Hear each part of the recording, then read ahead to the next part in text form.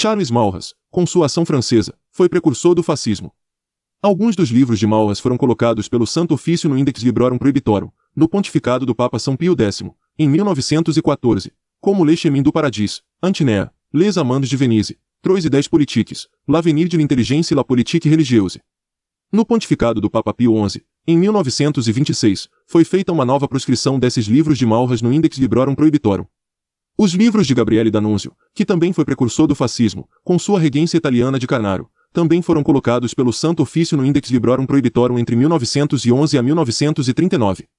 Em 4 de 1928, o gabinete de imprensa de Benito Mussolini, o Duce do Fascismo, anunciou o lançamento oficial do primeiro volume da Opera Mia, de D'Annunzio, para divulgar sua literatura pornográfica que corrompia a família e estava no Index Librorum Prohibitorum. O padre, Giovanni Mercati, que era prefeito da Biblioteca Apostólica do Vaticano, identificou o padre Ernest Carusi como emissário ideal para comunicar ao governo das preocupações da Santa Sé.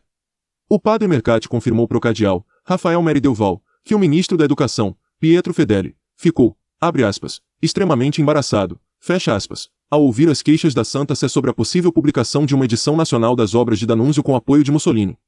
O Vaticano, portanto, iniciou uma série rápida de contatos preliminares com as autoridades civis, e um resumo da atividade diplomática do Vaticano é formalizado em um relatório elaborado pelo padre Carusi, em 18 de janeiro de 1928, inserido no dossiê sobre Gabriele D'Annunzio no Santo Ofício, abre aspas, avisei Sua Excelência, o ministro Pietro Fedeli, sobre os murmúrios de insatisfação expressos por várias partes em relação à edição nacional das obras de Gabriele D'Annunzio.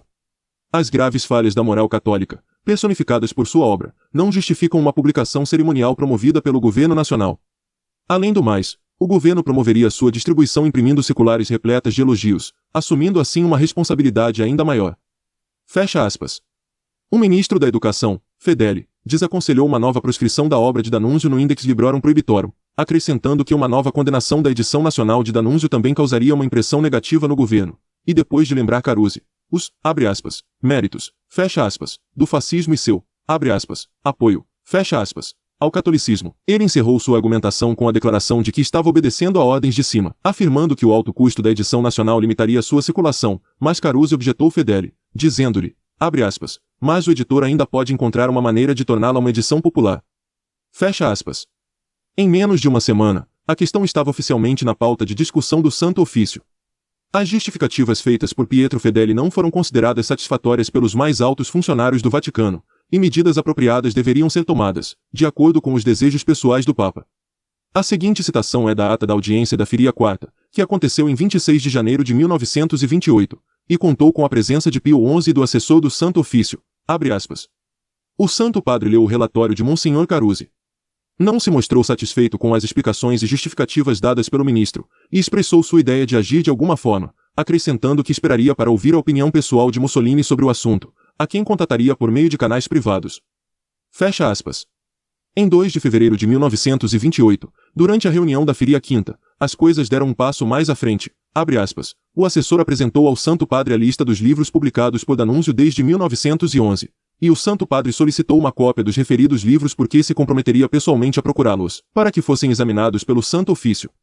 Fecha aspas. Seguindo a posição do Papa, o Santo Ofício abriu um processo contra D'Annunzio, como uma reação à indiferença do governo para com as reclamações do Vaticano. A lista de todas as obras de D'Annunzio, estendendo-se por 17 páginas, foi elaborada em 23 de março de 1928, e nesse ínterim, o Pio XI, ao se dirigir aos pregadores quaresmais, os encorajou a condenar publicamente os livros proibidos, apontando o dedo especialmente para os de D'Annunzio. Abre aspas, um pronunciamento sereno, esclarecido, fundado, erudito, mas sobretudo um pronunciamento grave, impregnado de espírito, de fé e de disciplina católica. Isso é o que o Papa pensava ser necessário, enquanto o sujeito de uma apoteose livreiro era um autor cujas obras já foram expressamente condenadas pela Igreja, e muitas outras foram igualmente condenadas por sua própria conta. Fecha aspas, L'Osservatore Romano, 1928. Durante a tempestade resultante de condenações pregadas por bispos em muitas partes da Itália, e as próprias respostas contundentes de D'Annunzio a Pio XI, o Santo Ofício continuou a examinar as obras de D'Annunzio. Em poucos meses, os dois consultores, os padres, Marco Salles e Ernesto Ruffini, apresentaram seu relatório. Eles começaram com uma introdução geral, estabelecendo os fundamentos e razões do julgamento contra D'Annunzio, começando com, abre aspas, sério e aprendi as palavras faladas pelo Santo Padre na audiência de 20 de fevereiro passado aos pregadores quaresmais. Fecha aspas. O relatório explicou claramente os fundamentos para estes novos processos, que foram principalmente atribuídos à criação do Comitê para a Operomnia, de Danúzio. Abre aspas. Em 1927, a publicação de uma edição nacional de todas as obras de Gabriele Danúzio foram anunciadas publicamente, e para esse propósito, um comitê especial foi formado. Esta imprudente recomendação por parte das autoridades civis feriu o coração do pai comum dos fiéis. Fecha aspas. Os livros de Giovanni Gentili, o filósofo do fascismo, foram colocados pelo Santo Ofício no Index Librorum Prohibitorum, em 1934, baseado na avaliação do padre Agostino Gemelli.